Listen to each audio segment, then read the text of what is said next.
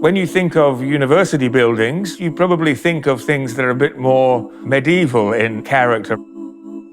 I think what's great about this building is it's innovative, contemporary, it's different. It's like it's a metaphor for who we aspire to be a different kind of business school.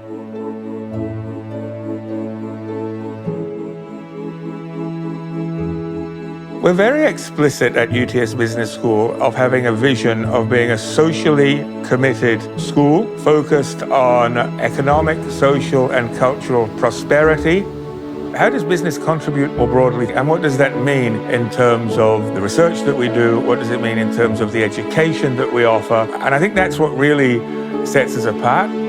What's different with us is we've really brought social impact to the very heart of everything we do. Our research is focused on things like Indigenous employment, healthy aging, climate and disability work to embed a positive impact on society, not just now, but also through education for future generations as our graduates leave here and go out into the world of work.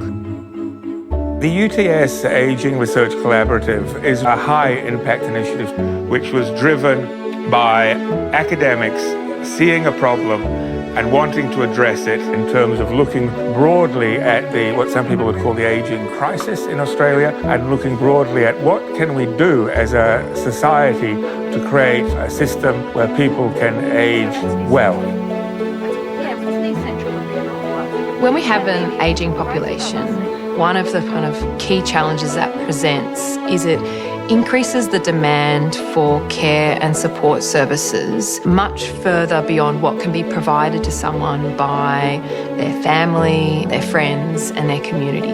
That demographic shift means that to fulfill the needs of older people, then you need, those services to be provided through a formal system.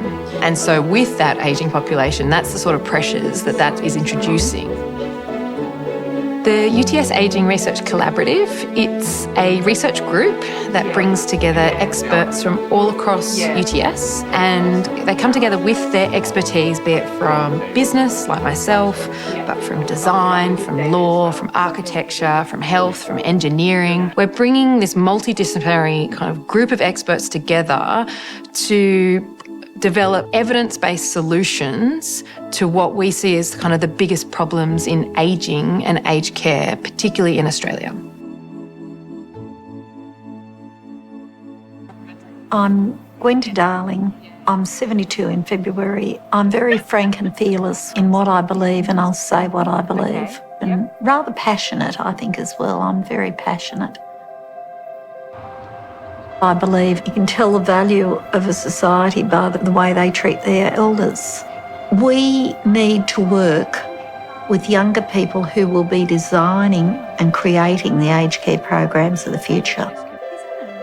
Being involved in the work at UTS that the Aging and Research Collaborative are doing really inspires me and helps me. Institutions like UTS and business schools are creating the future. And that's important that we get aged care right. That's what I've been fighting for years. And if we have institutions that listen, we can help shape and mould the future.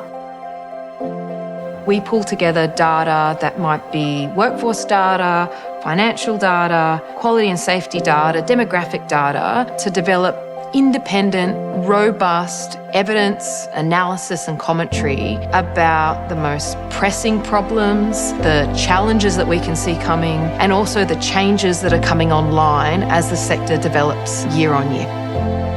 When I'm 70 or 80 and may require those services, I would like it that the system is at a state where it's something that provides reassurance that people will be receiving care and support that can help them age as their needs change. If business doesn't serve society, who does it serve? So what's the role of business in that? How do we kind of figure in this broader role? How does that relate to issues of the aging crisis? So if you look at these big problems that exist in the world, business is at the heart of them, and business has to be part of the solution as well.